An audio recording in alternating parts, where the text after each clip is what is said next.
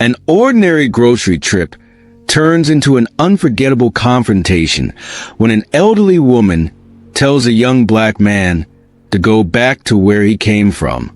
What he says next doesn't just silence the room. It changes everything. The grocery store is bustling with the hum of daily life. Shoppers push their carts through the aisles, some chatting quietly, others lost in thought. The sunny afternoon fills the windows, casting a warm glow across the neatly arranged produce section. An elderly woman, likely in her late 70s, adjusts her glasses as she picks through a pile of apples. Her faded cardigan and neatly pinned silver hair give her an unassuming appearance, but her air of impatience hints at something sharper. Nearby, a tall black man named Marcus, casually dressed in a maroon hoodie and jeans, balances a basket of groceries in one hand while texting with the other. His calm, polite presence blends into the rhythm of the store. That is, until the woman turns sharply, her expression hardening as she notices him. Her voice rings out, loud enough for those nearby to hear. "You people don't belong here." Marcus freezes mid-text, his calm demeanor faltering. The air in the store thickens as a heavy silence settles. Shoppers stop in their tracks. Some glance nervously, while others pretend not to hear. The stage is set for an exchange that will shift the entire room. The grocery store's produce section is quiet now, the usual hum of activity replaced by a tense silence. Marcus, a tall black man with an air of quiet confidence, stands frozen, his phone still in his hand. The elderly woman, dressed in her faded cardigan and clutching a bag of apples, glares at him, her chin raised in defiance. "Why don't you go back to Africa where you came from?" she says, her voice sharp and unapologetic. Nearby, a young mother quickly steers her child away, glancing nervously over her shoulder. An older man near the potatoes shifts uncomfortably, watching the scene unfold, but making no move to intervene.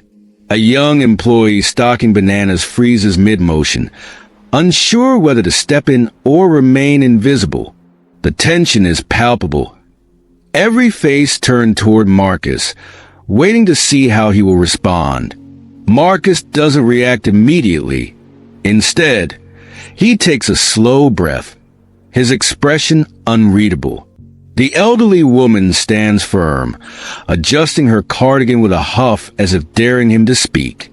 For a moment, it seems like Marcus might walk away. But then, he shifts his grocery basket to his other hand, straightens his posture, and calmly looks her in the eye. The tension in the grocery store feels almost unbearable as Marcus, his calm gaze fixed on the elderly woman, finally breaks the silence. His posture is steady, his presence commanding without aggression. Shoppers nearby hold their breath, their carts forgotten. The elderly woman stands her ground, her lips pressed into a tight line, waiting for his response. Marcus takes a deliberate step forward, setting his basket gently on the floor. His voice, when it comes, is calm yet firm, carrying across the aisle with a quiet power. "Ma'am," he begins, his tone measured, "do you even realize what you just said?" The question is reflective, almost giving her a chance to reconsider her words. But instead of softening, the woman doubles down, her voice rising. "I said what I said. This is my country. People like you don't belong here." Gasps ripple through the small crowd that is gathered. A young woman in the bread aisle puts a hand over her mouth, while an older couple near the dairy section exchanges wide-eyed glances. Even the hum of the store's refrigerators seems to quiet as Marcus straightens further, letting her words hang in the air for a moment. "All right," Marcus says finally, nodding slowly. His calmness is almost unsettling in its strength. "Let's talk about that." His deliberate tone draws everyone in, even those pretending not to listen. The elderly woman shifts uncomfortably, her defiance faltering slightly under his steady gaze. The stage is set for Marcus to respond, not with anger, but with a quiet determination that demands to be heard.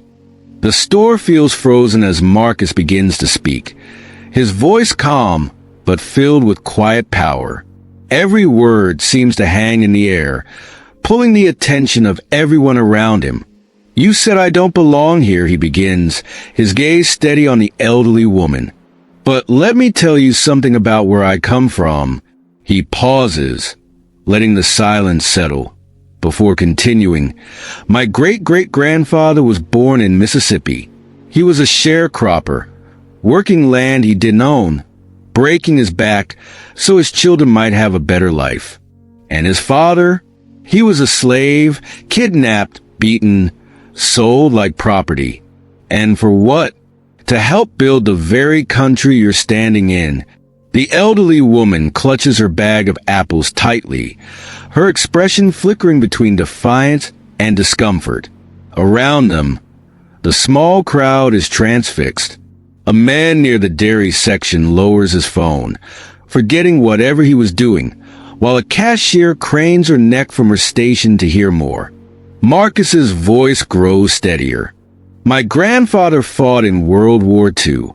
He risked his life for this country, only to come back and be treated like a second-class citizen. Couldn't sit at the same counters, couldn't drink from the same fountains. But he stayed. Do you know why? Because he believed in this country, even when it didn't believe in him." A hush falls over the store. The elderly woman doesn't respond, her face pale and her hands trembling slightly. Marcus softens his tone but doesn't waver. "So, when you tell me I don't belong here, that I should go back to Africa, ma'am, my family paid for this country in blood, sweat, and tears. I am as much a part of it as you are, maybe even more." The weight of his words settles over the crowd. A young woman near the bread aisle wipes a tear from her eye, and an older man nods silently. The elderly woman seems to shrink in on herself, opening her mouth to respond but saying nothing. Marcus lets the silence linger before continuing, addressing not just her, but the entire room. Ignorance doesn't get better in silence. It's up to all of us to be better than this. The silence after Marcus's words is almost deafening. For a moment, no one moves. The elderly woman's face is a mix of anger, embarrassment, and something deeper, perhaps shame. She glances around the crowd, searching for an ally, but none comes. A middle-aged man in a baseball cap steps forward, breaking the silence. "He's right," he says, his voice steady but emotional. "We've got to be better than this." His words seem to release the tension, and murmurs of agreement ripple through the crowd. An older woman near the frozen foods aisle nods, her voice trembling as she speaks. "My dad fought in that same war," she says. "He always told me the only color that mattered was the red on the flag." A young cashier at the checkout counter, no older than 20, raises her voice. "I've never seen anyone handle something like that so gracefully." "Thank you." The elderly woman clutches her apples tightly, her hands trembling. She begins to speak, her voice softer now. "I didn't mean," she starts, but her words trail off unfinished. Marcus turns to her, his expression gentle yet firm. "It's not about what you meant," he says. "It's about how it came across. Words matter, and actions matter even more." From the deli counter, a man starts clapping hesitantly.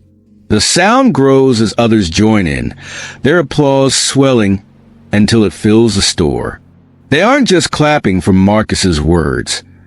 They're clapping for the dignity and courage it took to face hate with grace. The elderly woman looks around one last time, her face pale, before quietly wheeling her cart toward the exit. As she leaves, A few shoppers step forward to thank Marcus. One woman places a hand on his shoulder and says softly, "Thank you for saying what needed to be said." Marcus smiles faintly, lifting his grocery basket again. "Sometimes," he says almost to himself, "it's not about winning or losing. It's about making sure people hear the truth." The crowd begins to disperse, but the mood in the store is different. Quieter, more reflective. People seem changed in small but meaningful ways. As Marcus finishes his shopping and heads to the checkout line, the young cashier scans his items with a shy smile. "What you said back there meant a lot," she says. "People don't always stand up like that, especially with such grace." Marcus nods, his voice warm. Sometimes grace is the only way to break through. Anger just builds walls. Outside, the sun is setting, casting long shadows across the parking lot. Marcus notices the elderly woman sitting in her car, gripping the steering wheel tightly. He considers walking over but decides against it. Some lessons take time to settle, and he's already said what needed to be said. Later that evening, Marcus sits at his kitchen table with his father, recounting the day's events. His father, a man of few words, listens intently. "You did the right thing, son," he says finally. "Not just for yourself, but for everyone who was watching. You planted a seed. That's all you can do sometimes. Plant the seed and let it grow." Across town, the elderly woman sits at her dining table, staring at her untouched plate of food. Marcus's words replay in her mind, cutting through the assumptions she's held for so long. She thinks of her grandchildren and the world they're growing up in. For the first time, she feels a pang of doubt. In the days that follow, the story of what happened at the grocery store spreads through the neighborhood. People talk about Marcus's courage and the dignity with which he handled the situation.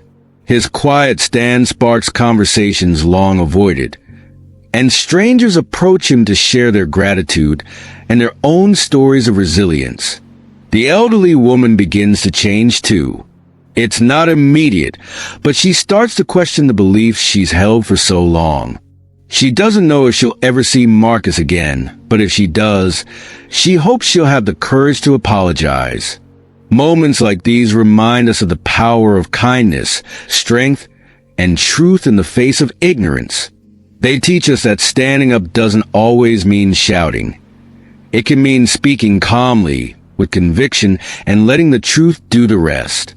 To everyone watching, let this be a reminder. Your words and actions matter. They can hurt, or they can heal. They can divide, or they can unite. If this story moved you, don't forget to like, subscribe, and share. Together, we can spread messages of hope, courage, and understanding to create a better world.